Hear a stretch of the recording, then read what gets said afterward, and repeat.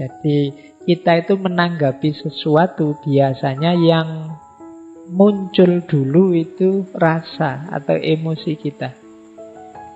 Mungkin ada teman-teman atau bapak ibu yang belum pernah ke sini itu. Begitu masuk ke sini itu kan yang keluar dulu kan emosinya. Mungkin seneng, mungkin kaget, mungkin macam-macam. Itu kan emosinya dulu. Baru setelah itu pikiran bermain.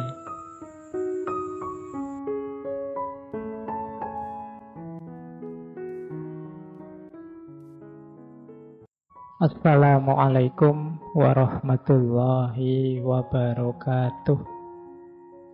Jadi orang yang cerdas secara emosi adalah orang yang mampu dan kuasa untuk mengenali dan memahami emosinya. Ini yang pertama. Jadi paham emosinya. Jangan dikira ini mudah loh. Banyak orang yang tidak mengenali emosinya. Banyak orang yang marah tapi tidak tahu kalau dia marah atau tidak sadar kalau dia marah. Mas, mbok jangan marah gitu. Siapa yang marah? Itu kan namanya tidak sadar kalau dia marah. Jadi orang yang cerdas emosi itu bisa menjelaskan dirinya. Dia paham dirinya. Ini saya sedang marah ini. Saya sedang gembira ini. Saya sedang sedih ini. Kan banyak orang yang menyangkal emosinya sendiri. Wah, kamu jatuh cinta ya? Enggak, katanya siapa. Tapi tiap hari stalking, lihat Facebooknya, lihat. Jadi paham emosinya dan bisa menggunakannya secara pas. Baik untuk membereskan dirinya maupun saat berhubungan dengan orang lain. Ini namanya cerdas secara emosi. Diri sendiri dan yang lain. Karena nanti ada kalanya orang itu bagus untuk dirinya sendiri, tidak bagus untuk orang lain. Atau sebaliknya. Bagus untuk orang lain, tidak bagus untuk dirinya sendiri. Kalau dalam etika filsafat itu orang yang bagus untuk dirinya sendiri tapi buruk untuk yang lain, namanya orang egois. Ada orang yang mengorbankan dirinya untuk orang lain, berarti kan bagus untuk orang lain tapi jelek untuk dirinya, namanya orang altruis. Jadi, orang cerdas emosi itu imbang. Ya baik buat dirinya, baik juga buat orang lain. Dan dia paham tentang emosi-emosi yang ada dalam dirinya.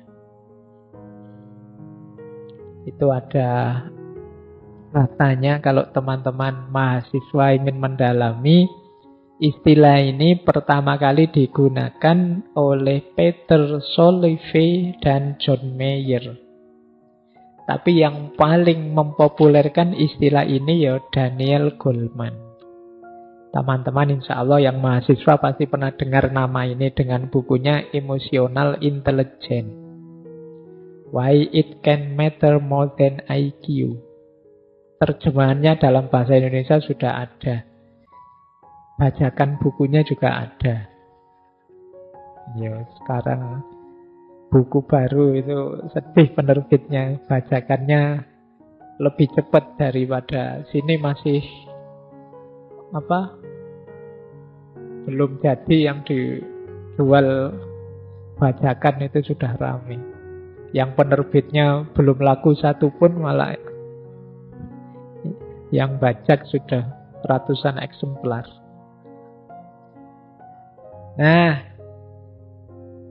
Tempatnya di mana kecerdasan emosi kalau pakai teori neuroscience posisi otak? Otak kita itu kan ada 3 bagian.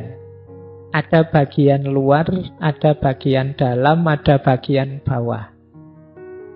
Bagian paling luar itu namanya neokorteks. Di situ tempatnya mikir, merenung, refleksi. Jadi IQ, reason, itu ada di neokorteks. Nanti bagian dalam ada limbic system. Di situ emosi-emosi. Ada yang paling bawah namanya reptilian complex atau akal reptil. Kalau ini insting. Insting untuk bertahan hidup, insting untuk mencari selamat, insting untuk berketurunan, dan lain sebagainya. Itu yang paling bawah, mungkin daerah dekat leher sini. Ada yang lebih dalam untuk emosi-emosi namanya limbic system. Yang paling luas, paling besar itu neokortek. Nah, kecerdasan emosi itu ya ketika aspek reason ketemu dengan aspek emosi. Jadi kecerdasan emosional itu mudahnya bagaimana kita mengelola emosi kita secara rasional. Jadi dia adalah persilangan antara reason dan emotion. Jadi berarti ya reasonnya juga dipakai dalam rangka mengendalikan emosi. Makanya ada yang bilang kecerdasan emosi itu dari subconscious menuju conscious. Dari bawah sadar menuju sadar. Jadi emosi bawah sadar itu kan emosi yang otomatis keluar dari diri kita. Ini kalau tidak dikendalikan oleh reason, oleh unsur neokortek tadi, ya kadang-kadang meleset tadi. Seperti Genghis Khan tadi, dia karena tidak mikir dulu ini kenapa sih elang ini yang biasanya patuh, biasanya jadi pembantu kok malah ngerusak, ada unsur apa. Nah, yang dia mendahulukan subconsciousnya, dorongan dalam diri, dorongan kemarahannya, ya akhirnya menemukan kemalangan karena dia tidak berpikir panjang. Jadi kecerdasan emosi itu bagaimana dorongan bawah sadar kita kendalikan secara sadar. Emosi-emosi yang muncul dalam diri kita, kita kelola secara pas, secara sadar. Inilah kecerdasan emosi. Ini untuk yang ini silahkan nanti yang ingin belajar neuroscience tentang konstruksi akal kita. Baik, saya lanjutkan. Tidak berlama-lama di situ nanti teman-teman puyeng. Kita masuk ke sini ya. Bedanya apa sih IQ sama EQ? Kalau teman-teman tes-tes di mana-mana kan biasanya ada TPA, itu kan kebanyakan menguji IQ kita. Kalau IQ ya titik beratnya pada logika, analisis, dan relatif permanen. Jadi tingkat kecerdasan kalau aspek IQ ini relatif, makanya ketika diukur bisa, oh IQ-nya sekian, IQ-nya sekian, itu bisa karena relatif permanen.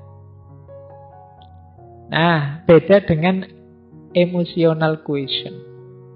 Beda dengan kecerdasan emosi. Kalau kecerdasan emosi ini tidak paket, tidak harga mati. Dia bisa dipelajari, bisa dikembangkan. Pak, saya emosinya sudah terlanjur pemarah ya Pak. Ya sudah, berarti saya sudah kayak gini. Tidak ada paket jadi. Kalau emosi, dia bisa dibiasakan. Saya orangnya memang cengenges-cengenges gini oh Pak, ya sudah paket dari sana misalnya. Tidak ada paket kalau emosi. Kalian bisa jadi orang pemarah, bisa jadi orang penyabar kalau mau. Ya kalau tidak mau ya terkecuali, tapi kalau mau pasti bisa. Pak, saya itu tidak telaten yang gitu-gitu. Kalau mau pasti bisa. Telaten itu bisa dilatih. Jadi kalau urusan emosi bisa kita kendalikan, dan jangan khawatir kalau katanya Goleman malah bisa lebih 80% kesuksesan hidup itu ditentukan oleh emotional quotient, kecerdasan emosi. IQ hanya sekitar 4%. Nah, jadi ini bedanya IQ dan EQ. Emosi dianggap jauh lebih penting, meskipun di situ saya tulis 40%. Karena dari banyak buku itu macam-macam. Yang sangat senang yang menyebutnya 80 ke atas. Tapi ada yang 40, ada yang 60, ya kita ambil 40 lah ya. Tapi itu kan sudah besar. Jadi 40% dari hidup itu sudah luar biasa. Karena nanti masih ada spiritual, masih ada multiple question yang itu membuat 40 itu sudah sangat besar. Belum nanti minggu depan kita ketemu spiritual. Jadi emosi penting dibandingkan kadar kepintaran kita. Ya seperti tadi, ada anak yang pinternya luar biasa tapi hidupnya terbalik dalam satu seketika ketika salah mengambil keputusan dipengaruhi oleh emosi. Kadang-kadang kan kita waktu terpengaruh emosi melakukan sesuatu dan kita sesali selamanya. Kenapa? Emosi ini penting. Nah, ini asumsi-asumsinya. Jadi asumsi itu dasar berpikirnya. Kenapa kok terus ada kecerdasan emosi? Yang pertama, dalam hidup ini sebenarnya emosi itu lebih mewarnai kita.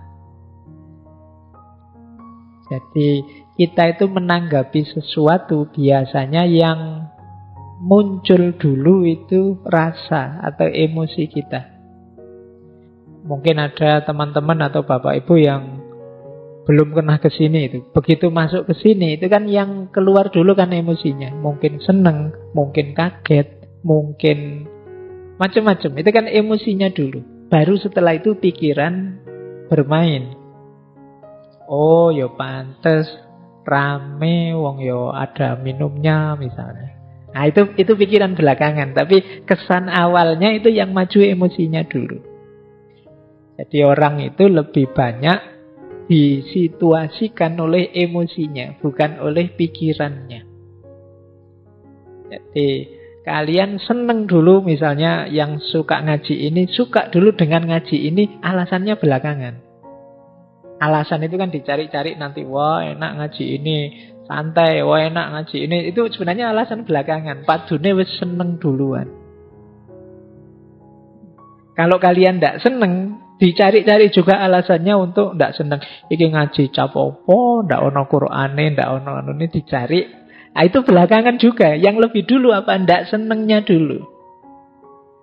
Yang setuju filsafat sama anti filsafat itu mesti suka dulu dan atau tidak suka dulu baru cari argumen. Nah, itu manusia. Jadi manusia itu lebih disituasikan oleh perasaan dan emosinya. Baru kemudian pikiran masuk. Meskipun tidak harga mati seperti saya bilang tadi. Bisa saja nanti setelah mikir dalam, wah keliru saya kalau seneng. Harusnya saya kritis ini. Nah, ini belakangan tapi bisa diubah. Nah, jadi itu asumsi pertama. Manusia itu disituasikan oleh emosi dan perasaannya. Baru kemudian pikiran merespon yang kedua. Pikiran itu kalau sudah merespon, biasanya terus dia menyimpulkan, kalau sudah begitu muncul tindakan. Saya seneng nih, kemudian iya sih karena itu santai, tidak ada tugas macam-macam, ada minumnya, ada terus akhirnya saya rajin ke sini. Jadi dari emosi masuk ke pikiran, kemudian muncul perilaku dan tindakan. Jadi kalau di situ saya tulis behavior, perilaku itu kan kalau terus-terusan jadi kebiasaan. Dan itulah nanti yang membentuk performan kita, profil kita. Baik, jadi rumusnya itu kalau emotional quotient. Jadi manusia itu disituasikan oleh emosinya, setelah itu pikiran merespon, dari situ muncul tindakan, dari tindakan itulah lahir performan, perilaku nyata dia, dan terakhir ini juga bukan harga mati. Kalau kemudian dia pikir, saya seharusnya tidak begitu, saya seharusnya tidak begini, ya bisa dibiasakan ulang. Yang semula rajin bisa kemudian, saya nggak usah ikut ngaji lagi saja, nggak ngaji lagi, itu bisa. Nggak ada harga mati kalau manusia, dimensi batinnya.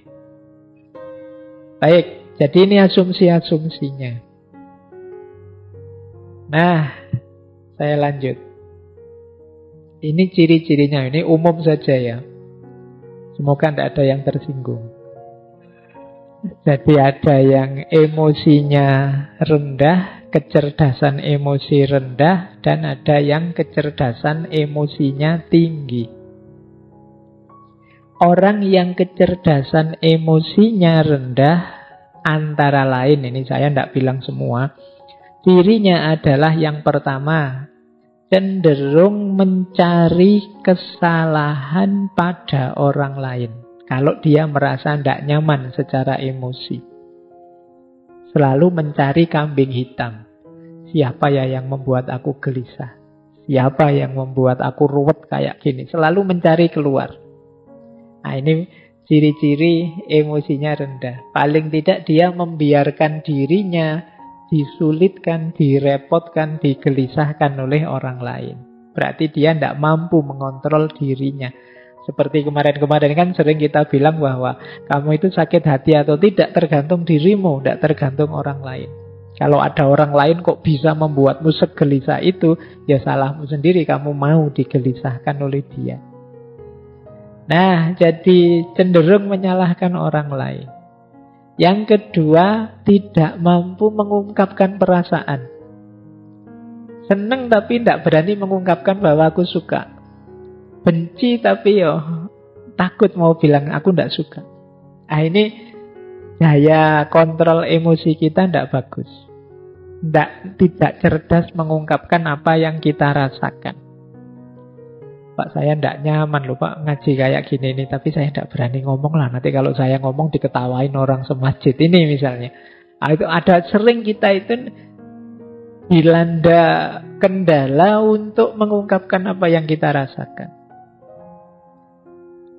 Ya kita sulit milih ekspresi yang pas, diksi yang sesuai, yang tidak menyakiti orang seperti apa. Itu kita sulit milih, ini berarti kemungkinan memang daya kecerdasan emosi kita perlu ditingkatkan lagi. Yang ketiga, suka menyerang, menginterupsi, mengkritik, memberi cap orang lain. Nah, agresif ke orang lain. Nah, ini ciri-ciri kecerdasan emosinya kurang tinggi. Saya mau bilang rendah kok sungkan. Jadi ya, jangan suka nyerang orang lain. Ini alamat apa? Dia kesulitan untuk berempati atau memahami atau mengerti perspektif yang diambil orang lain. Jadi dia hanya merasa satu-satunya yang benar ya versiku. Akhirnya yang lain dianggap salah semua, dikritiki, diserang terus yang lain. Nah, ini kemampuan kelola emosinya rendah. Yang keempat, suka memberi analisis rasional berlebihan menanggapi ungkapan perasaan orang lain.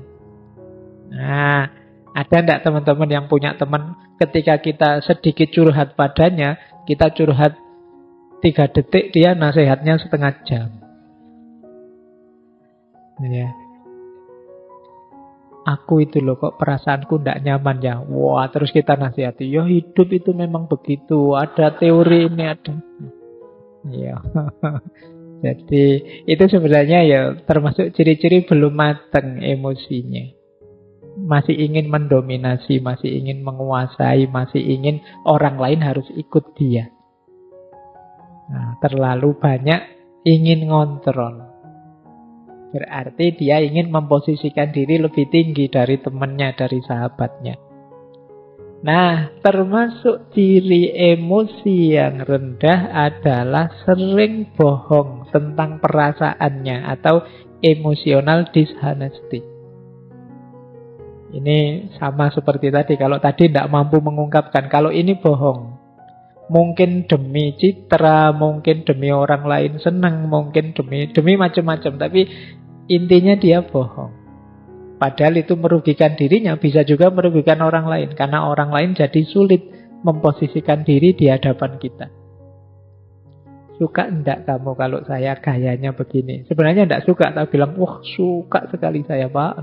Meskipun nanti kalau saya enggak ada, diam-diam, itu loh Pak Faiz ngomong apa sejak tadi misalnya.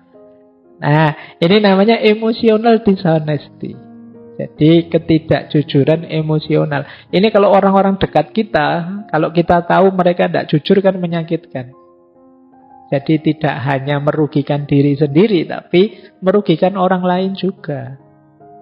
Karena kita jadi sulit memposisikan diri di hadapan dia, wong dia tidak jujur. Jadi seneng tapi bilangnya benci, benci tapi bilangnya seneng, itu kan merepotkan. Jadi, ya mbok kalau seneng bilang saja seneng. Meskipun saya seneng sih, tapi ya kamu ndak usah terbebani lah, wong cuma saya saja. Kok kan ndak masalah. Yang penting kamu jujur. Nah, biasanya juga orang yang emotional quotient-nya rendah itu adalah pendengar yang jelek.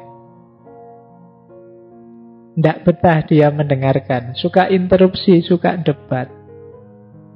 Tidak mampu menunggu orang sampai tuntas bicara. Di tengah jalan selalu menyela. Nah, ini kemampuan kontrol dirinya rendah. Mungkin kadang kalau debat itu kan sering saling nyamber itu. Mungkin dia khawatir kalau ini teman lawan bicaraku selesai ngomong, jangan-jangan sulit aku bantahnya. Akhirnya dicegati tengah jalan. Nah, ini pendengar yang jelek. Berarti debatnya memang nyari menang kalah, bukan mencari yang benar. Maka yuk latihan. Terus melebih-lebihkan atau mengecil-ngecilkan yang dirasakan. Kan banyak orang itu hal kecil diheboh-hebohkan. Perasaannya sendiri yang biasa saja sebenarnya itu urusan sepele, tapi seolah-olah wah, sekedar misalnya, wah aku kok enggak kebagian minum ya. Wah, jangan-jangan takmirnya sentimen saya. Jangan-jangan dibesar-besarkan. Ini mungkin dia khawatir tersaingi oleh aku mungkin. Dia mikirnya tidak karu-karuan, melebih-lebihkan. Jadi mendramatisir hal-hal yang sebenarnya biasa-biasa saja. Baik, terus tidak peka terhadap perasaannya orang lain. Jadi orang seperti apa dia tidak peka. Jadi ngertinya ya perasaanku saja. Dia marah-marah kalau orang tidak mengerti dirinya, tapi dia tidak mau mengerti orang lain. Kemudian sering merasa insecure, tidak aman. Sukar menerima kesalahan diri sendiri dan berat kalau mau minta maaf.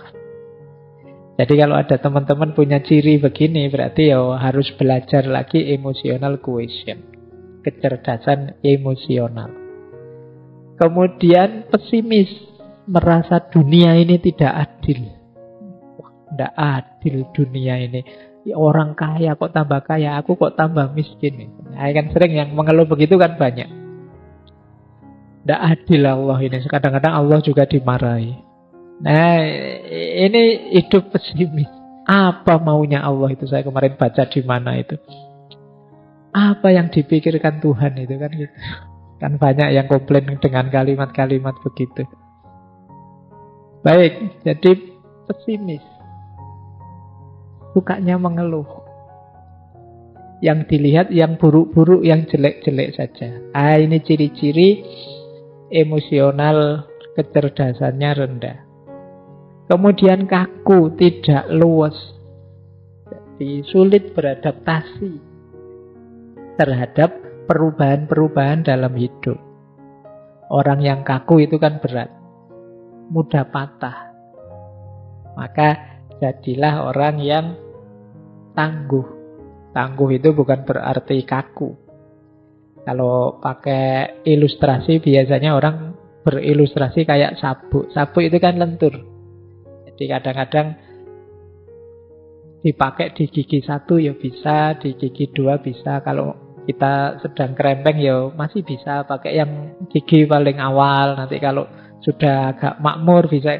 Luwes sabuk itu dipakai seperti apa saja bisa. Karena apa? Dia lentur. lentur. Beda dengan yang kaku, tombak misalnya. Itu kan tidak bisa dilipat, tidak bisa ditekuk. Kalian bawa tombak naik motor, ya malang-malang tidak karu-karuan. Karena apa? Kaku, mudah patah. Tapi kalau pakai sabuk, gampang. Itu maka orang-orang yang emosinya tidak bagus, cara pengendaliannya ya dia biasanya kaku. Sulit sekali dinego. Sulit sekali dilembutkan. Terus biasanya kemudian jadinya tidak harmonis dengan orang. Lebih harmonis dengan yang bukan manusia. Iya. Dengan koleksinya, dengan binatang kesayangannya. Sampai kemarin ada yang menikah sama kambing itu ya.